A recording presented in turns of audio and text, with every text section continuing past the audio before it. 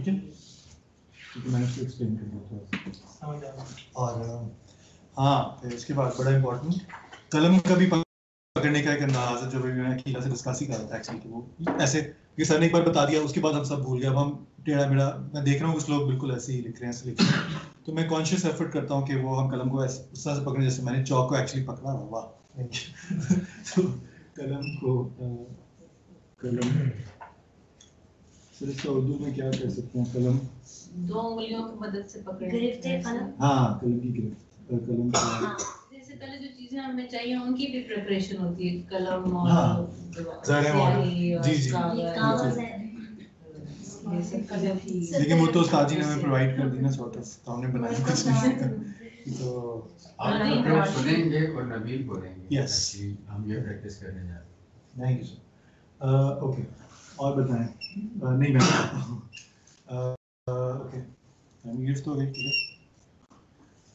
ये मैं सब वो पॉइंट्स बता रहा हूँ जो मुझे याद है लेक्चर में, सिर्फ आगे बेतहाशा पॉइंट्स हैं, मैं सिर्फ बेसिक बेसिक से, क्योंकि इत्तेफाक से मेरा बारी आई है शुरू में, इसलिए जो ये आपकी बात होती है, ये नून के इसकी इसकी एक अपनी अहमियत है, और कलम जो है वो अलिफ है, ये नहीं है कि नहीं? सही मीम। तो दुआ जो है, दुआ नून के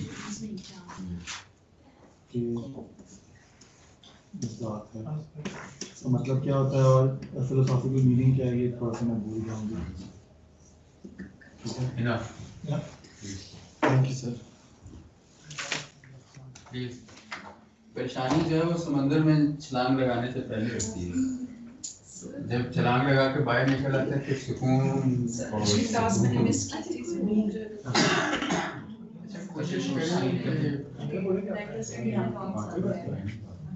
एक चौक कहाँ गया? अच्छा, इसको आप मिटाएंगे और आप 5 पॉइंट्स देंगे, थोड़ा सा काइंडली आप मुझे सुनिए। आलिया पहले इसको बता दें जो पहले आप इस पे बात कीजिए कि अहमियत क्या है कैलीग्राफी। हमने शुरू में कुछ पॉइंट्स बात किए थे कि what is the importance of, हमारे नजदीक इसकी अहमियत क्या है। If you are going to choose the calligraphy as a subject, आप उसको क्यों चुनेंगे? What is the importance? आप कैसे 4-10 बंदे आपके सामने बैठे हैं, आप उनको गाइड कैसे करेंगे? एक तो मुझे इसमें रिदम, अब उर्दू में उसको रिदम मुझे नहीं पता क्या होता है, रिदम है इसमें। Please make some points. Confidence से जो आपके जहन में आता है जी। इन अ लैंग्वेज, एज इन जब आप लिखते हैं तो इसमें एक रिदम है, ठीक है, एक फ्लो है, सॉरी, रिदम और फ्लो। फिर इसको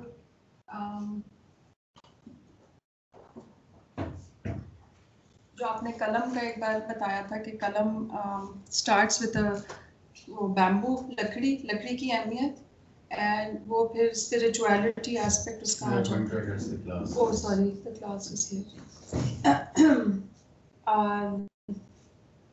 लकड़ी जो कलम की अहमियत है, वो बैम्बू जो लकड़ी है उससे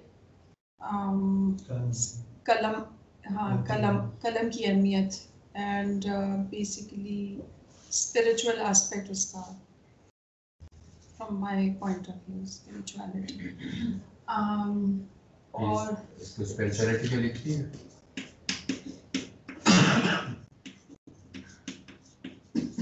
also from Islamic point of view, हमारे कुरान जो थी वो कुरान इसी में लिखी गई थी। और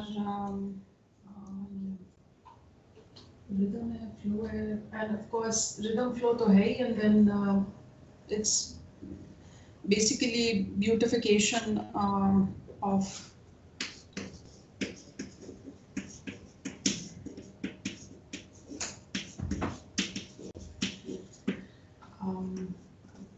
of a script, and इसमें और वैसे आप जब देखते हो, it basically it touches your soul basically, सो इसमें ब्यूटिफिकेशन आ जाता है.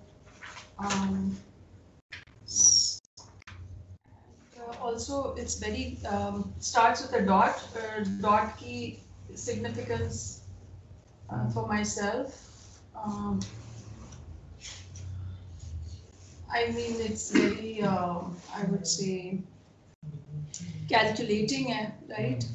So calculating from a dot is very I would say क्या कहते हैं? That's everything. So it's everything. It's a miracle on its own basically. So it starts with a dot and ends with a dot, and इसी dot से आगे हम आगे script करते हैं. ठीक है, 4 का 5 काट लो.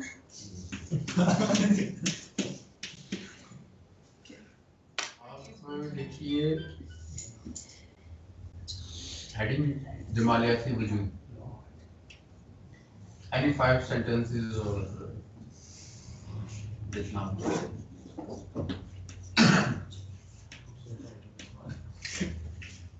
कोई नहीं ऐसेगा.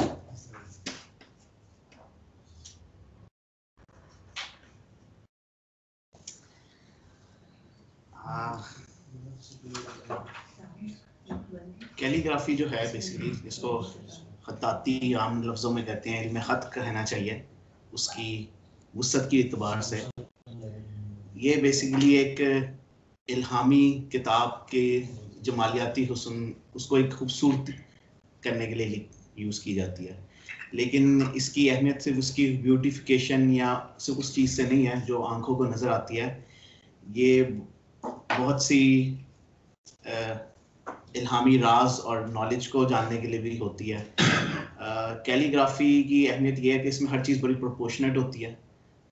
हर चीज़ का जो साइज होता है, जो उसकी लेंथ होती है, विड्थ होती है, जो उसकी डायमेंशंस होती हैं, वो एक नुक्ते से कैलकुलेट की जाती हैं.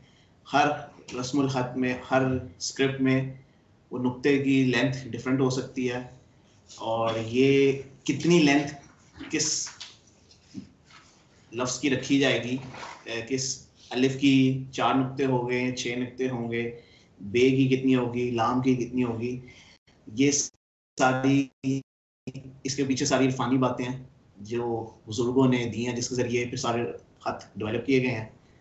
और इसके अलावा ये है कि यही है. आप इसी पे बात करेंगे, एस्थेटिक्स क्या है, कैसे आप डिफाइन करेंगे कैलीग्राफी को? मैंने वो आपके शुरू के लेक्चर्स में दी था, तो जो मैं एक्सपेक्ट करवाया वो बता पाऊंगा. ठीक है, बात आपके बारे में. ठीक है. जो मुद्दा दिल है, जैसे एक तमाम ट्रेडिशनल जो नॉलेज है या ट्रेडिशनल नॉलेज स्ट्रक्चर्स हैं, उसमें एक चीज़ बहुत अहमियत की हामिल होती है, वो हार्मनी, जिसे हम तनासुब कहते हैं. तो तनासुब के एतबार से मतलब ज्योमेट्री, मतलब ज़ाते खुद मुझे ज्योमेट्री या तामीरात और इवन म्यूज़िक भी पढ़ने का इल्म हुआ, लेकिन तनासुब की जो मैनिफेस्टेशन मैंने पिछली 2-3 क्लासों में कैलीग्राफी में देखी है, बड़ी नुमायाँ, बड़ी वाज़ेह है. इसमें ख़ास तौर पर जो सीटिंग ऑफ एक्सप्रेसिव स्ट्रक्चर्स है, जिसमें हम लिख भी देता हूँ ख़त कुर्सी, जिस तरह ख़त कुर्सी का जो कॉन्सेप्ट है और जो मिस्तर का जो कॉन्सेप्ट है, और जहाँ जब हम नुक्ते टूल ऑफ मेजरिंग लेते हैं और एक नुक्ता जो है वो पूरी एक जो हमारा लेआउट है या पूरी हमारी वर्किंग है उसका तनासुब तय कर रहा होता है, उसका रिदम भी बिल्ड कर रहा होता है. तो इस एतबार से कैलीग्राफी आई थिंक उसको एक वो मकाम हासिल है कि वो बहुत ज़्यादा उसका एक्सप्रेशन बहुत ज़्यादा नुमायाँ है और बड़ा वाज़ेह है और बड़ा एक्सप्लिसिट है इन टर्म्स के. अगर हम किसी को कन्विंस करना चाहें, जैसे सर ने भी सवाल थोड़ी देर पहले पूछा कि कैलीग्राफी की तरफ हम क्यों आए, तो आप उसको इस हवाले से आर्गुमेंट किया जा सकता है कि इसकी जो कैलीग्राफिक प्रेजेंटेशन और जो इसकी तैयारी है कि आप जो असलूब या जो असलूब सर ने बताया कि आपका कलम और दवात के क्या बुनियादी चीज़ें होनी चाहिए, आप जो शीट है उसकी अरेंजमेंट क्या होनी चाहिए, आपकी निशेस जहाँ पर आप काम कर रहे हैं उसके क्या आदाब होने चाहिए। क्योंकि वो आपकी बात सर की बातों से मुझे एक और चीज़ इत्तेफाक हुआ, एक रिसाला देखने का, जिसका जो रिसाला बीमारियाँ था मेमार सिनान के ज़माने का, तो उसमें एक मेमार यानी एक आर्किटेक्ट को ना सिर्फ मेमारी के असूल बताए गए थे, बल्कि उसके साथ साथ जो अखलाकी असूल अपनाने की ज़रूरत है एक अच्छा मेहमान होने के, वो भी बताए गए थे। तो इसलिए सर का ख़ास तौर पर ज़ुबान पर जोर देना, अपनी लफाजी पर जोर देना और इस चीज़ को स्ट्रेस करना कि आप फुली कंपोज्ड हों, उस चीज़ को इंडिकेट करता है कि ये एक कैलीग्राफर या कैलीग्राफी का जो इल्म है वो ना सिर्फ आपके हुनर को डेवलप कर रहा होता है, बल्कि वो आपको एक अच्छा इंसान भी बना रहा होता है। क्योंकि जैसे कि सुफियात ने कहा था कि तमाम इल्म का मकसद एक अच्छा आदमी बनना है। कॉन्फिडेंस से तो कोशिश करें अपने जुमलों को अपनी आप लोग बहुत कॉन्सेंट्रेट, इस प्रैक्टिस का मकसद एक खास है आप लोगों में एक्सप्रेस करने का एक जो रवैया है इसकी ओवरऑल नहीं बहुत तो जो एक्सप्रेशन आ जाता है ना हमारी ज़ुबान में, समहाउ हम कहीं ना कहीं से इजहार करने का कोई वसीला ढूंढ लेते हैं, तो समझें कि सिलसिला चल निकलता है। ठीक है, कहने का ढंग आएगा तो लिखने का भी आएगा। तो ये जो एतमाद आएगा इन रगों में उतरेगा, ये बुनियादी तौर पर तो प्लीज इसमें हम भी इसी पे बात करती हूँ कि मुझे लगता है कि पूरी जो कायनात है ना, उसका जो उसकी स्थिति है वो एक नुक्ते में है। यही एक नुक्ता ही इंसान की ओरिजिन है और इसी पे उसकी आखिरत है। और कैलीग्राफी हो या आर्ट, कोई भी हो, डिज़ाइन, आर्किटेक्ट, जो भी फाइन आर्टिस्ट फील्ड्स हैं, उसमें जो सबसे इम्पोर्टेंट बात है वो आपकी मेडिटेशन है कि how you attract yourself to that aesthetics aspect of the universal। और मुझे लगता है कि जब तक आपकी वो इनर फीलिंग नहीं आती ना, सब आप कुछ नहीं कर पाते। वो कैलीग्राफी है, वो आर्ट है, आपका अल्लाह की तरफ रुजू होना सबसे बड़ी बात है, वही एक बुनियादी बात है। जब आप उससे जुड़ जाते हैं तब आपके लिए कोई चीज़ भी बेमायने नहीं रहती, उस हर चीज़ का कोई मायने है। और आजकल मैं देखती हूँ कि हमारे पास बहुत सी चीज़ें हैं, ज़िंदगी बहुत मीनिंगफुल है जो हमने मीनिंगलेस बनाई हुई है। कि आजकल मैं किताब पढ़ रही हूँ ऑस्टिन स्मिथ की the way things we are, तो उसमें यही बात है ज़्यादा कि खुदा और उसकी बनाई हुई कायनात को जानना। वो आप तभी जान पाते हो जब आप इंटरनली हर चीज़ के साथ इन्वॉल्व होते हो। क्योंकि हमारे नज़दीक बहुत सी चीज़ें हमें लगता है कि वो उनकी रियलिटी या अनरियल हो गई है, लेकिन यहाँ पर कुछ भी अनरियल नहीं है, हर चीज़ की रियलिटी है जब आप उससे जुड़ जाते हो। इसको आप खत से क्या रिलेट करोगे? खत से मैं इसको ऐसे रिलेट करूँगी कि जैसे आप लिखना शुरू, आपके खत्तात बैठा है, उसने लिखना शुरू किया है। जैसे मैं जब लिख रही थी तो मैं ये सोच रही थी कि मेरा जो भी नुक्ता है वो उस परफेक्शन की तरफ हो, और वो तभी आएगा जब मैं दिल से लिखूंगी।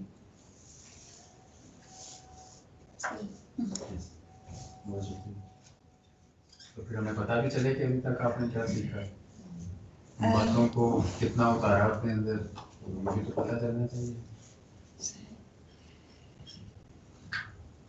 ये कि ये काफ़ी एक सीरियस फॉर्म ऑफ आर्ट है। शैला बदर कताती करेगी तो क्यों करेगी? आपके लिए मैंने आसान कर दिया। हाँ जी, मैं बताती हूँ कि जैसे कि अल्लाह का शुक्र है कि मैं कुरान पाक की तिलावत करती हूँ, तो वो बड़ा ही खूबसूरत लगता है जब पढ़ा जाए। तो जिस तरह वो वर्ड्स लिखे होते हैं तो बेसिकली वो मुझे वो अट्रैक्ट करते हैं कि किस तरीके से लिखा गया है।